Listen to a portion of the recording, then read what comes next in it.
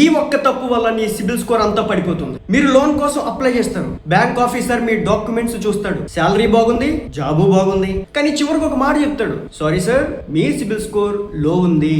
అప్పుడు మనకు అర్థం కాదు, నేను పెద్ద లోన్ ఏమీ తీసుకోలేదే, అయినా నా స్కోర్ ఎందుకు పడిపోయింది అనుకుంటారు. అసలు కారణం చాలా చిన్న తప్పు, కానీ ఇంపాక్ట్ మాత్రం చాలా పెద్దది. క్రెడిట్ కార్డ్ బిల్లు లేదా ఈఎంఐ ఒక్కసారి లేట్ పేమెంట్ చేస్తే మీ సిబిల్ స్కోర్ దారుణంగా పడిపోవచ్చు. కామన్ మిస్టేక్, చాలా మంది అనుకుంటారు ఒక రోజు లేట్ అయితే ఏమవుతుంది, మినిమం డ్యూ కట్టేశా కదా, ఈ నెల మిస్ అయితే నెక్స్ట్ మంత్ కడతా. ఇదే ఫైనాన్షియల్ లైఫ్ లో బిగ్గెస్ట్ మిస్టేక్. బ్యాంక్ మీ మాట వినదు, సిస్టమ్ మీ హిస్టరీ మాత్రమే చూస్తుంది. మీరు ఎంత మంచి వ్యక్తి అయినా, మీరు ఎంత శాలరీ ఎర్న్ చేసినా, సిబిల్ రిపోర్ట్ లో లేట్ పేమెంట్ కనిపిస్తే బ్యాంకుకి మీరు రిస్కీ కస్టమర్. ఒక మిడిల్ క్లాస్ పర్సన్ ఉన్నాడు, అతనికి హోమ్ లోన్ కావాలి, ఫ్యామిలీ కోసం హౌస్ కొనాలని dream, document ready, down payment ready, income proof కూడా రెడీ, కానీ బ్యాంక్ రిజెక్ట్ చేసింది. రీజన్ 2 years బ్యాక్ ఒక credit card bill 1 month late అయింది. అమౌంట్ పెద్దది కాదు, కేవలం 1200 మాత్రమే, కానీ ఆ చిన్న మిస్టేక్ వల్ల అతని డ్రీమ్ హోమ్ లోన్ డిలే అయిపోయింది. అప్పుడు తెలిసింది బిల్ అమౌంట్ చిన్నదైనా మిస్టేక్ ఇంపాక్ట్ పెద్దగా ఉంటుందని. సిబిల్ స్కోర్ అనేది కేవలం నంబర్ కాదు, అది బ్యాంకు ముందు మీ financial reputation.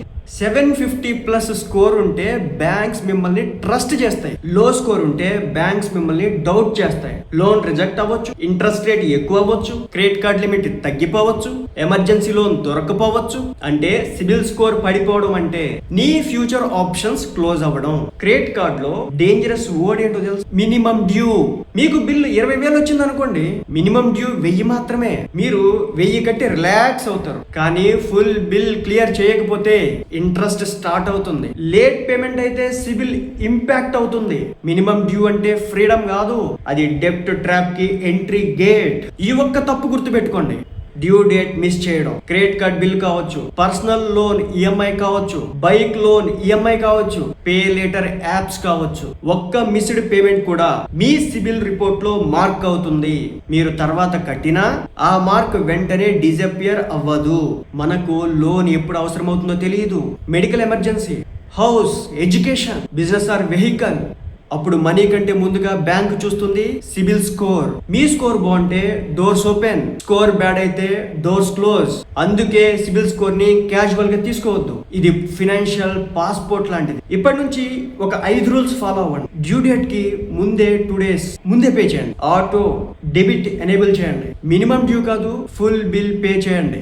Credit card limit లో 30% కంటే తక్కువ వాడండి. ప్రతి నెల సిబిల్ రిపోర్ట్ ఒకసారి చెక్ చేయండి. ఈ రూల్స్ సింపుల్, కానీ ఫ్యూచర్ లోన్ అప్రూవల్స్ ని సేవ్ చేస్తాయి. మన లైఫ్ లో కొన్ని మిస్టేక్స్ వెంటనే పెయిన్ ఇవ్వవు, కానీ ఫ్యూచర్ లో బిగ్ డ్యామేజ్ చేస్తాయి. సిబిల్ స్కోర్ కూడా అలాంటిదే.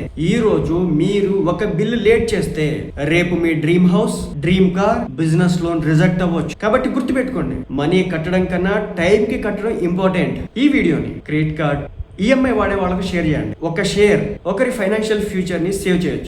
అలాగే ఇలాంటి మరిన్ని వీడియోస్ కోసం ఛానల్ని సబ్స్క్రైబ్ చేయండి. మీ యొక్క అభిప్రాయాన్ని కామెంట్ ద్వారా తెలియజేయండి.